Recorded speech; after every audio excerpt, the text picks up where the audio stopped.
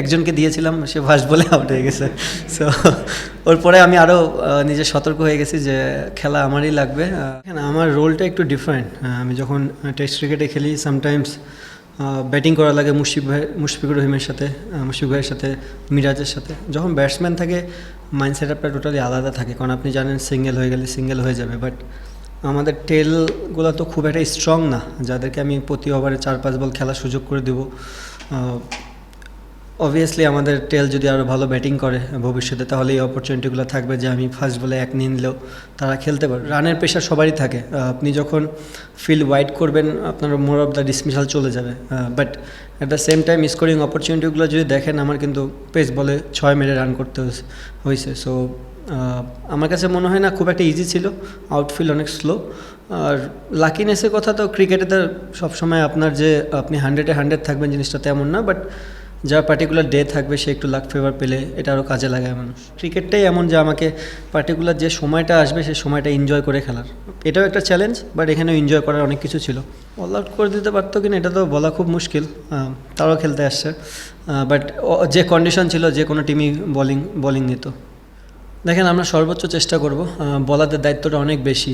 একটা plus point হচ্ছে যে আউটফিল্ডটা খুবই স্লো, বল অনেক জোরে মারা লাগে বাউন্ডারি হওয়ার জন্য, এটা একটা পজিটিভ সাইন। বাট বলারদের দায়িত্ব নিতে হবে, কারণ সকালে যে উইকেট ছিল শেষ হাফে যায় উইকেটটা আরও বেটার হয়ে গেছে। তো বলারদের অ্যাকুরেসি আরও ভালো হওয়া উচিত।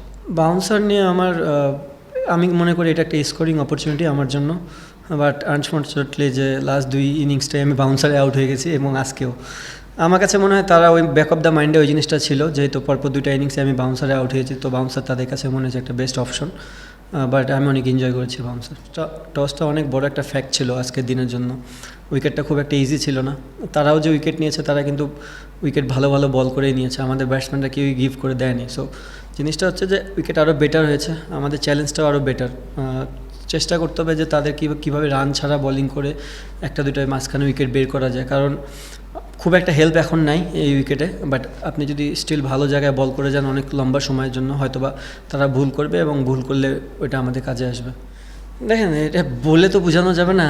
ওই সময়টা খেলতেছিলাম, আমার কাছে মনে হচ্ছিলো যে আমার 4টা করে বল খেলতে হবে, 1-2টা বল আমার ট্যালেন্টারকে দিতে হবে। জাস্ট মাথায় ওই জিনিসটাই ছিল যে যত বল আমি খেলবো।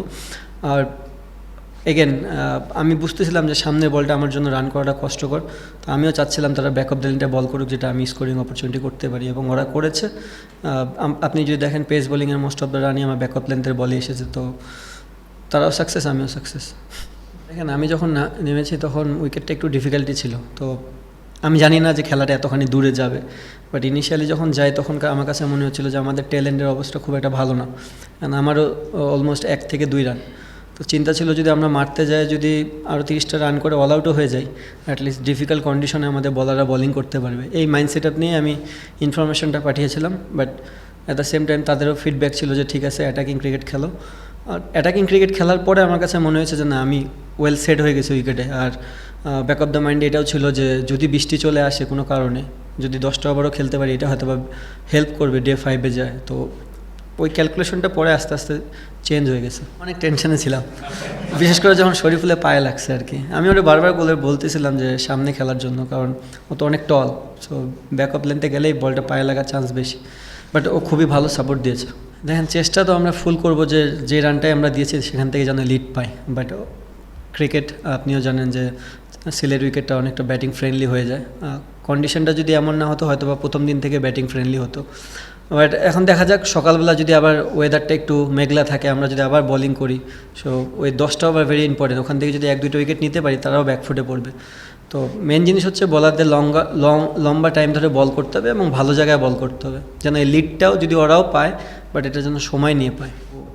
একজনকে দিয়েছিলাম, সে ফার্স্ট বলে আউট হয়ে গেছে। সো ওর পরে আমি আরও নিজে সতর্ক হয়ে গেছি যে খেলা আমারই লাগবে, যত কম দেওয়া যায় কি 1-2 বল।